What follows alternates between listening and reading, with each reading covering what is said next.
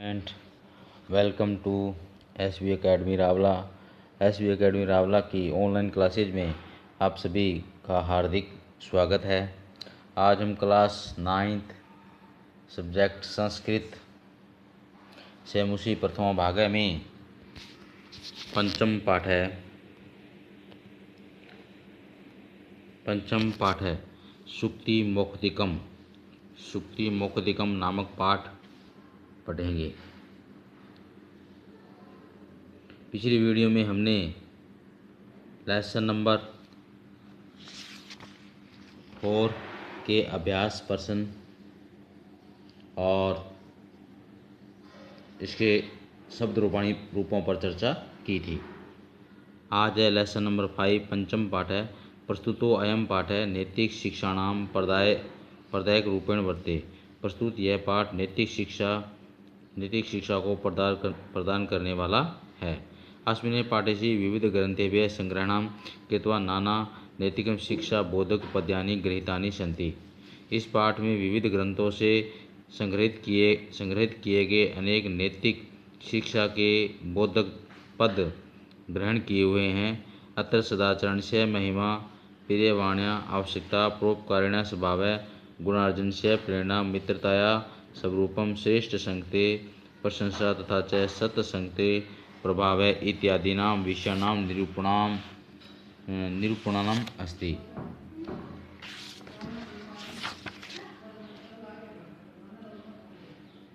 इसमें सदाचरण की महत्ता, प्रियवाणी की आवश्यकता, परोपकारी पुरुष का स्वभाव, गुणोजनों की प्रेरणा, गुणार्जन की प्रेरणा, मित्रता का स्वरूप और उत्तम पुरुष के संपर्क में होने वाली शोभा की प्रशंसा और सत्संगति महिमा आदि विषयों का प्रतिपादन किया गया है। संस्कृत साहित्य नीति ग्रंथानां समृद्ध परंपरा थी। संस्कृत साहित्य में नीति ग्रंथों की समृद्ध परंपरा दिखाई देती है। तत्र प्रतिपादित शिक्षाणाम अनुगमन कृत्वा जीवन साफल्यम कर्तुं शक्नुम। वहाँ प्रतिपादित शिक्षणों का अनुगमन करके जीवन सफल किया जा सकता है। तो आइए पाठ पढ़ते हैं। सुक्ति मोक्तिकम वर्तम यत्नेन संक्षेद वितमेति च याति च अक्षीणो विततम क्षीणो वृततस्तु हतो हतः। वितम होता है धन, व्रतम आचरण या चरित्र, और याति च आता और जाता रहता है। अक्षीणो नष्ट न हुआ व्यतीतम इस धन, क्षीणों क्षीण होने पर भी, वर्तस्तुम इस आचरण या चरित्र, हतो हतः नष्ट हो जाता है या चरित्र से मर जाता है। वर्तम यत्न संक्षेत वितमेति च याति च, यानी चरित्र की यत्न से रक्षा करनी चाहिए। धन आता है और जाता है। अक्षीणो वितीत क्षीणो, यानी धन से क्षीण नहीं बल्कि चरित्र से मरा हुआ मर जाता है। अब सूर्यताम धर्म स्वभाव श्रुत्वा चेवाम धार्यताम आत्मन प्रतिकूलानि प्रेषाम न समाचरेत। सूर्यता में सुनना चाहिए, धर्म से धर्म का सार, श्रुत्वा में सुनकर, चेव और धारण करना चाहिए। आत्मा ने जो अपने प्रतिकूल हो, परेशान दूसरों के साथ नया समझ नहीं करना चाहिए। इन धर्म का सार सुनो और सुनकर धारण करो। धर्म का सार सुनो और सुनकर ही धारण करो। जो अपने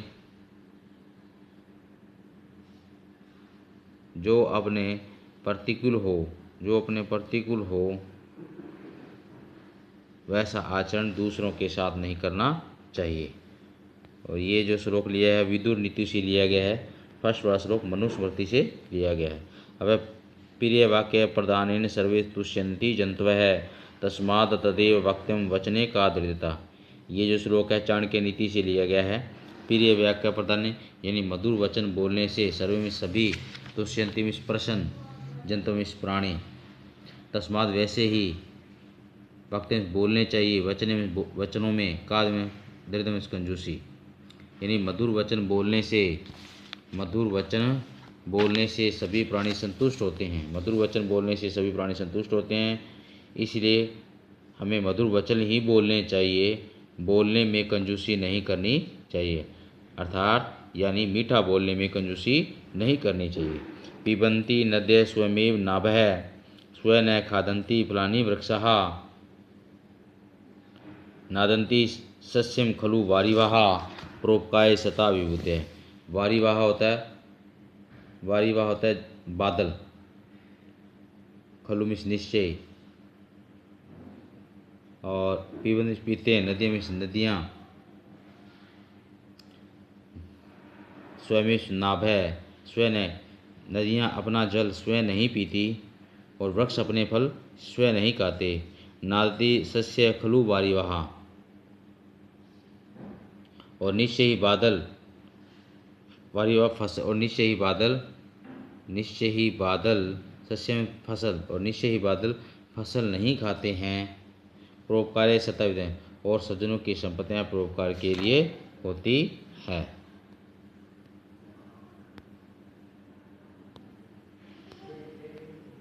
उसके बाद में क्वेश्चन इसका है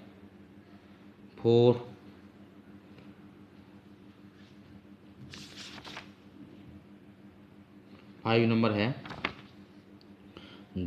गुणेषु ही कर्तव्य प्रयत्नं पुरुषे सदा, गुणयुक्तो दरिद्रोऽपि नेश्वरे गुणे समय। गुणेषु यानी गुणों में ही, कर्तव्य करना चाहिए, प्रयत्न पुरुषों को, गुणायुक्ता गुण से युक्त होने पर भी दरिद्र भी गुणों से हीन और व्यक्ति के बराबर नहीं होता। अब है निश्चय ही मनुष्यों को सदा गुणों में प्रयत्न करना चाहिए। गुणयुक्त दरिद्र भी गुणों से हीन अमीर व्यक्ति के बराबर नहीं होता। अब ये जो मृच्छकटिकम से लिया गया है। उसके बाद में है 6 नंबर जो श्लोक है, नीति शतकम से लिया गया है। आरम्भ गुरुवी श्रेणी क्रमेण, आरम्भ गुरु होता है आरम्भ में लंबी, श्रेणी क्रमेण लदभी पूरा वर्दी में च पश्यत दिनस्य पूर्वाद पराधीन भिन्ना क्षय मैत्री खल सजना नाम। आरम्भ में लंबी, श्रेणी में घटती स्वभाव वाली, वर्धीमती का है लंबी होती हुई, और पूर्वाद यानी पूर्वार और अपराह्न की तरह अलग अलग, और खल सजना होता है दुष्टों और सज्जनों की, यानी दुर्जनों की मित्रता।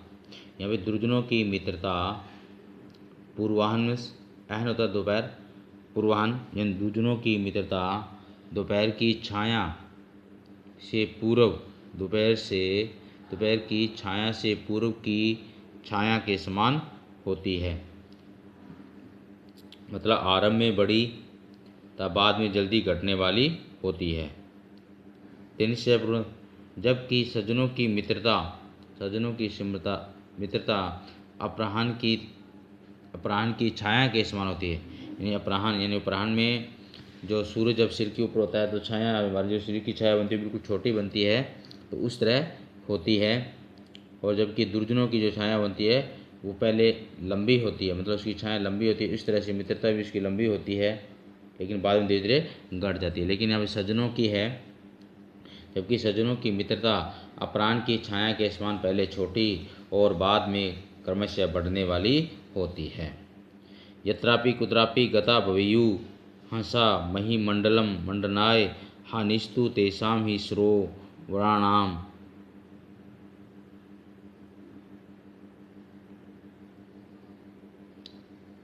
क्या यत्रापि कुत्रापि गता भवेयु हंसा महिमंडल मुंडनाय। महिमंडल होता है पृथ्वी को सुशोभित करने वाले, और मंडनाय होता है करने के लिए, पृथ्वी को सुशोभित करने के लिए। मराले हंस, मराले होता है हंसों से। विप्रयोग, ये आगे है, इसका सुधार महिमंडलेषु। तो इसका है क्या है, यत्रापि कुत्रापि गता भवेयु हंसा महिमंडल नाय। क्या है, पृथ्वी को सुशोभित करने के लिए, पृथ्वी को सुशोभित करने के लिए देखिए हंस जहाँ भी जाए, हंस जहाँ भी कहीं जाए, निश्चय ही उन सरोवरों की तो हानि है जिनका हंसों से अलग होना हो, कहने का आशय है कि सज्जन लोग यदि किसी राजा को छोड़कर चले जाते हैं तो उन सज्जनों का नुकसान नहीं होता, बल्कि उन राजाओं का नुकसान होता है। इसलिए ऐसे लोगों की न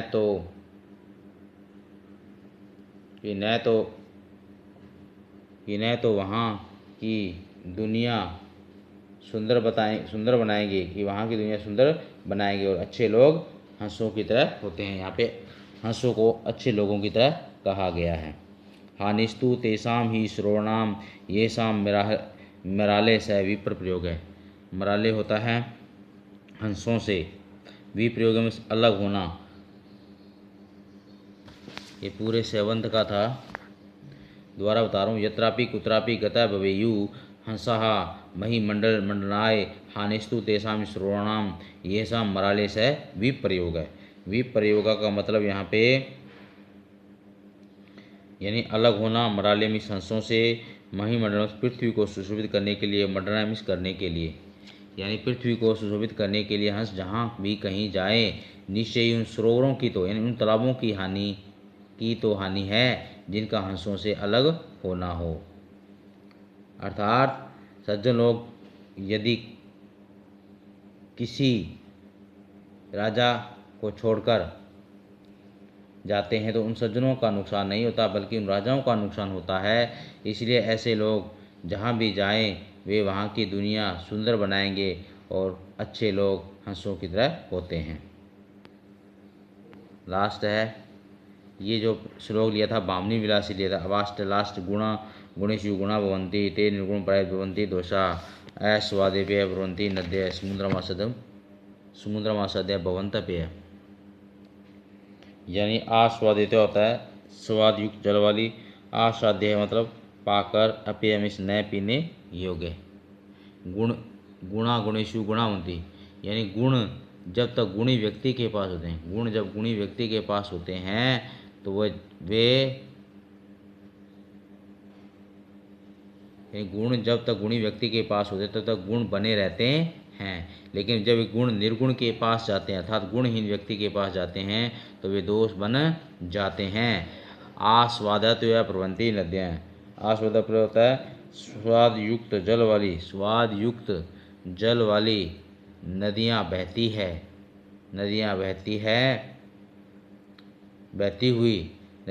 हुई समुद्र में मिलते ही न पीने योग्य हो जाती है। समुद्र में न मिलते न पीने योग्य हो जाती है। अर्थात वे गुणहीनों के पास पहुंचकर ही उनका स्वरूप चेंज हो जाता है। तो ये था प्रिय बच्चों लेसन नंबर 5 सुक्ति मोक्तिकम के। हमने आज कुल मिलाकर इसके 8 पद्य भाग हैं, उन 8 पद्य भागों को पढ़ा। मैं आशा करता हूँ कि इस वीडियो का हिंदी अनुवाद सभी बच्चों को समझ में आ गया होगा। धन्यवाद।